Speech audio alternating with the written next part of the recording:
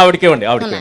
వాలంటీర్ల వల్ల నేను బాగుపడ్డానండి. ఇప్పుడు నాకు పెన్షన్ వచ్చిందండి. పెన్షన్ అప్పుడు చంద్రబాబు ఉన్నప్పుడు రాలేదు, జగన్ వచ్చినప్పుడే వచ్చిందండి. సో వాలంటీర్ల వ్యవస్థ కావాలా వద్దా? కావాలండి. వాలంటీర్ల వ్యవస్థ మీద బూతులు తిట్టిన వాళ్ళని మీరు ఖండిస్తారా లేదా? ఎందుకంటే ఖండించాలని తరలించేస్తామండి, ఊరి నుంచి బహిష్కరిస్తారా? 100% విశాఖపట్నం రాజధానిగా ఉండాల్సిందే.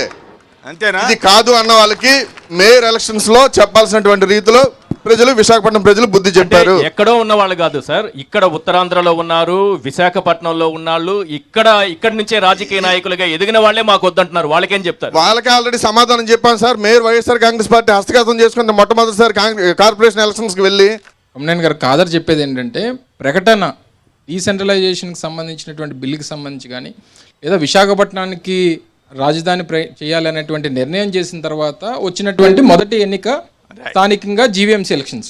సో వచ్చినటువంటి దాంట్లో ప్రజలు ఇచ్చినటువంటి రెఫరెండం ఏంటంటే, మాకు విశాఖపట్నం రాజధాని కావాలని చెప్పి అనుకూలంగా వైఎస్ఆర్ కాంగ్రెస్ పార్టీని గెలిపించారు కాబట్టి అదే ప్రజా మద్దతు వచ్చింది అనేటువంటిది వారి అభిప్రాయం.